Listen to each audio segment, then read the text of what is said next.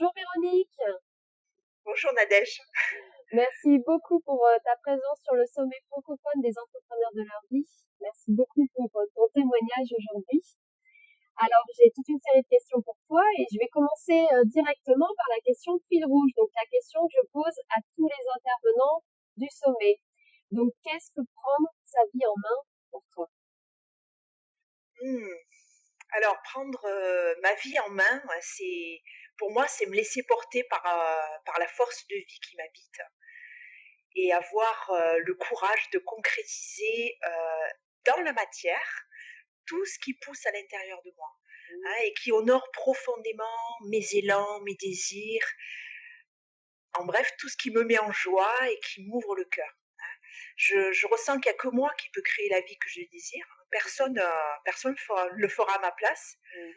Voilà, donc je me ressens vraiment comme une actrice et créatrice de ma propre vie. Hmm. Et alors, au quotidien, comment cela se traduit pour toi? Alors, au quotidien, en fait, ce que je ressens de plus en plus, c'est que je ressens les choses. Je ressens là où je dois aller.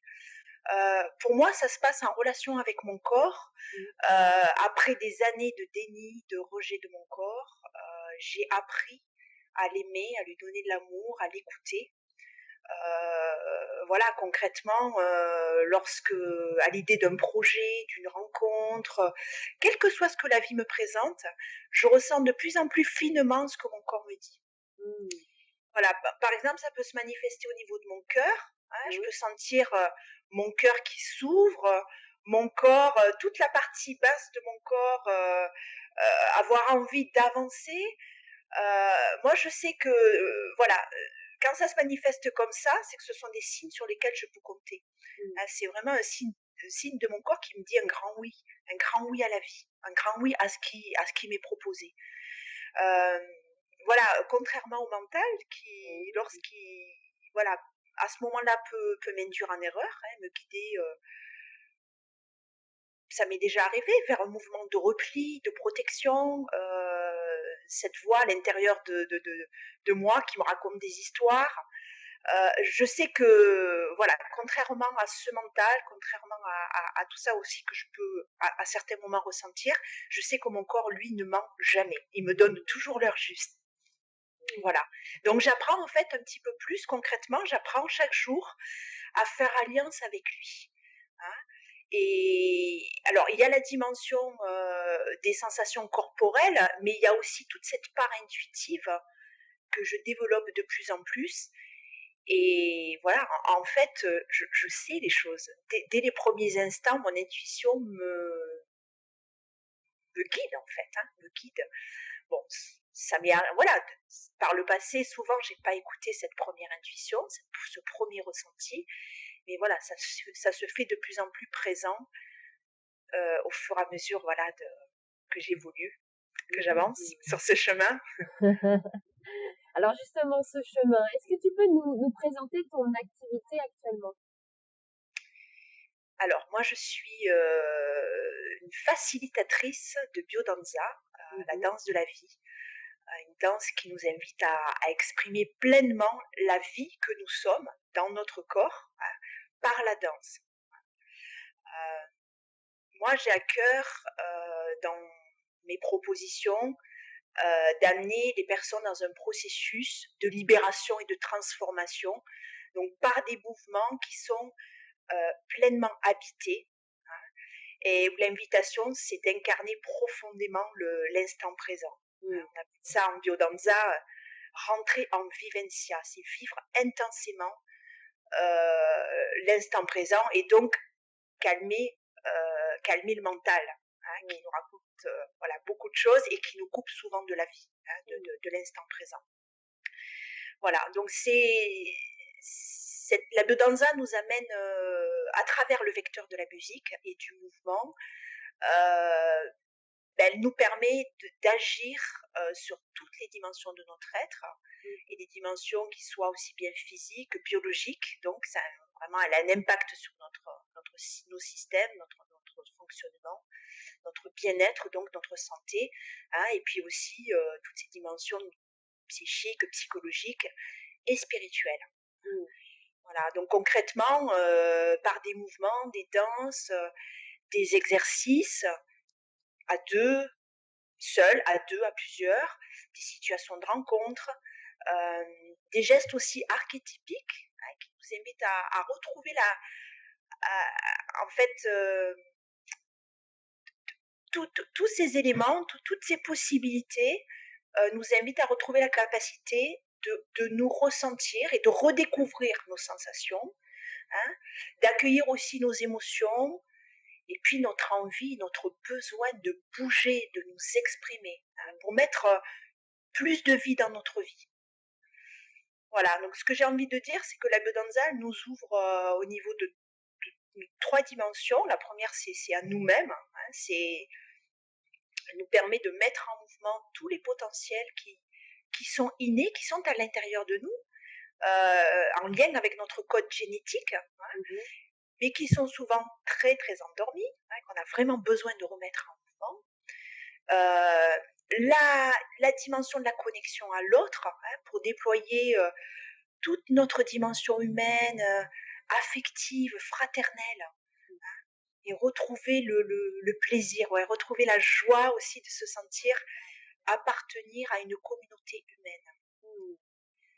Chacun en biodanse grandit et s'autorise à se libérer sous le regard bienveillant et aimant des compagnons qui sont là, donc parce que la biodanza se pratique en groupe. Mmh. Voilà.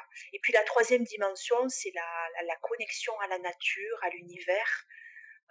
On n'est pas des êtres isolés, nous sommes des êtres profondément reliés. Et dans cette dimension-là, eh bien, en fait, on se connecte à notre véritable nature, qui est par essence puissante, lumineuse, libre. Mmh. Voilà. En fait, nous sommes une expression du vivant, hein, au même titre que les règnes minéral, végétal, animal. Nous sommes, voilà, nous avons besoin, la vie nous incite, nous pousse à, à pleinement nous exprimer. Mmh. Voilà. Et ouais. Justement, Véronique, comment tu en es arrivée à la biodanza et à passer le Ah, saut des cours de biodanza? comment j'en suis arrivée là. Alors, rapidement, juste voilà, faire un petit retour en arrière. Moi, j'ai grandi, enfin, j'ai vécu, je peux dire beaucoup de difficultés dans la famille dans laquelle j'ai grandi. J'ai subi beaucoup de violences physiques, verbales. J'ai vécu l'abandon, le rejet. J'ai vécu l'abus, le dénigrement hein, de moi-même. Et je me revois à l'âge de 14 ans, hein, où je me disais avec une force incroyable, un jour Véronique, tu arrêteras de pleurer et tu seras une femme heureuse. Je sentais, malgré tout ce que je vivais de difficile, une flamme de vie qui brûlait et qui brillait à l'intérieur de moi. C'était vraiment très très fort. Je ne savais pas comment j'allais y arriver, mais je sentais, je savais que c'était possible en fait. Voilà, donc très très tôt, j'ai prié, j'ai été en relation avec le monde invisible. Ça a commencé par ma connexion avec Marie, que je considérais un peu comme ma maman, et je trouvais beaucoup d'apaisement dans la prière. Voilà, beaucoup plus tard, ça a été la pratique d'un mantra bouddhiste japonais qui m'a donné énormément de force et de courage. Voilà. Donc, moi, j'ai toujours su en fait que ce que je vivais n'était pas normal. Hein, voilà, tout ce désamour, parce que c'est vraiment comme ça que je l'ai vécu, que je l'ai ressenti, que ça n'allait pas dans le sens de la vie, c'était pas ça la vie. Voilà. Et j'ai tout mis en œuvre pour me sortir de ce carcan dans lequel j'avais pas la place de m'exprimer telle que j'étais. Voilà, donc la vie était plus forte que moi à l'intérieur et dès l'âge de 18 ans, ouais c'est ça, j'avais 18 ans, j'ai entamé des démarches pour me libérer. J'avais tellement soif que j'ai lu énormément de bouquins de développement personnel, j'ai suivi des conférences, des ateliers, j'ai fait voilà, j'avais un besoin impérieux de comprendre pourquoi je vivais ça et surtout comment j'allais pouvoir m'en libérer. Voilà. Et j'ai eu vraiment énormément de chance. Je pense que j'ai été extrêmement guidée, extrêmement accompagnée sur d'autres plans. Enfin, en tout cas, c'est mon ressenti. J'ai rencontré beaucoup de personnes qui ont été vraiment de véritables soutiens pour moi. Voilà, que ce soit par des amis, mais aussi par des thérapeutes, puisque j'ai cheminé en psychothérapie, en gestalt thérapie, kinésiologie. J'ai pratiqué beaucoup, beaucoup de choses. Et puis des rencontres plus spirituelles avec des personnes qui m'ont amené à comprendre que ce que je vivais faisait partie de mon chemin d'évolution, le chemin d'évolution de mon âme, Mmh. incarnée sur cette terre. Voilà, donc ça m'a énormément apaisée aussi de mettre de la compréhension là-dessus, hein, que ce que je vivais n'était pas vain, que c'était nécessaire, même si c'était très très dur. Ouais. Voilà, je fais aussi beaucoup de soins énergétiques, des voyages initiatiques aussi, qui m'ont amené à me reconnecter en fait à des énergies de vie à l'intérieur de moi. Donc ce que j'ai envie de te dire, c'est que d'un cœur et d'un corps meurtri, j'étais très en colère et triste par rapport à ce que j'avais subi, que je trouvais d'ailleurs très très injuste. J'ai cheminé pour ouvrir mon cœur et m'ouvrir en confiance à la vie. Alors justement, par rapport, à ton expérience, comment pouvons-nous réellement nous libérer et rayonner notre propre lumière? Hmm. Alors, pour moi, la première des choses qui me vient à partager, euh, c'est de savoir être humble. J'ai toujours demandé de l'aide. J'ai pas eu la prétention de m'en sortir seule. Il y a eu les voies thérapeutiques, spirituelles, énergétiques, comme je le disais tout à l'heure, mais il y a eu aussi la voie de la biodanza, voilà, par le corps, qui m'a énormément aidée. Ça fait maintenant plus de 8 ans que je biodanse. La biodance m'a permis de réhabiliter cette petite fille blessée que j'ai été. Voilà, ça m'a donné beaucoup de force pour avancer et j'ai trouvé une famille pleine d'amour, notamment quand je me suis formée pendant les 3 années. Donc c'est vraiment mobiliser, demander de l'aide, aller vers des techniques que l'on ressent et voilà, être en capacité d'aller chercher du soutien à l'extérieur. La deuxième chose que j'ai envie de partager, c'est que mon chemin, ma manière à moi de trouver cette lumière, ça a été la voie de l'amour. J'ai pas eu le choix que d'apprendre à devenir père et mère pour moi-même, auprès de ma petite fille blessée. Et j'ai eu à un moment donné des signes très très forts. D'ailleurs, une de mes thérapeutes m'a dit, mais Véronique, si tu continues à ignorer cette petite fille à l'intérieur de toi, elle crie, elle te demande toute ton attention, ton amour, ta tendresse, ta bienveillance, et toi, tu ne la regardes pas, tu l'ignores. Voilà, donc c'est comme ça, c'est grâce à cette parole de cette thérapeute, je m'en souviendrai toujours, que j'ai commencé vraiment à cheminer vers davantage d'amour. C'était très très concret, en connexion avec mon corps. Je la prenais dans mes bras, je me serrais moi-même dans les bras, en imaginant que c'était elle aussi que je berçais, j'ai pris des bains chauds avec elle. C'était vraiment très très fort. Il y avait beaucoup d'émotions, hein, mais j'ai senti vraiment que je me réhabilitais au fur et à mesure. Ah, et puis bien sûr la biodance, enfin, voilà, tout l'environnement affectif, de contact avec les compagnons, les compagnes, c'était vraiment très très fort. Et c'est comme ça d'ailleurs que j'ai écrit mon mémoire de biodanza sur le thème de la petite fille blessée à la femme rayonnante. Waouh! Voilà, ce qui m'a aidé vraiment aussi à transformer ce mémoire a été vraiment très très important pour moi. Voilà, et je crois que la lumière se fait de plus en plus présente à l'intérieur de nous et donc forcément à l'extérieur, elle rayonne de plus en plus lorsque la souffrance est derrière nous, lorsque notre présent n'est plus conditionné par les émotions du passé. Oui. Voilà. Réussir à se libérer justement de nos souffrances. Oui, oui, oui, oui, oui. Et puis une dernière chose vraiment que je trouve hyper importante pour moi, c'est d'oser vivre, d'expérimenter les choses dans la matière. J'apprends plus par les livres. D'ailleurs, j'arrive plus à lire vraiment. alors que j'ai mangé des livres de développement personnel pendant des années, mais j'apprends de moi en expérimentant, en osant vivre ce que je ressens, en écoutant ce que je ressens et en osant aller vers une expérience, même si j'ai la trouille, même si ça me fait peur, mais j'ai vraiment, vraiment appris de moi et donc du coup, de mes besoins profonds en allant oser expérimenter, que ce soit dans une rencontre amoureuse, que ce soit dans des projets avec des groupes. J'ai beaucoup appris, j'ai vécu des choses voilà, qui n'ont pas été simples, mais qui m'ont beaucoup, beaucoup appris sur moi. Voilà. Parfois des situations très inconfortables, mais qui m'amènent du coup à rectifier hein, et à aller du coup vers des choses qui m'ouvrent le cœur, qui, voilà, qui font sens vraiment pour moi et qui me font du bien. Oui.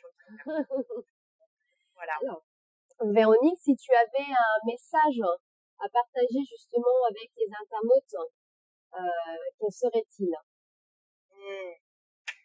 Alors, j'ai envie de dire plusieurs choses. Écoutez les signes, les synchronicités, les messages qui se répètent plusieurs fois et qui nous montrent une direction.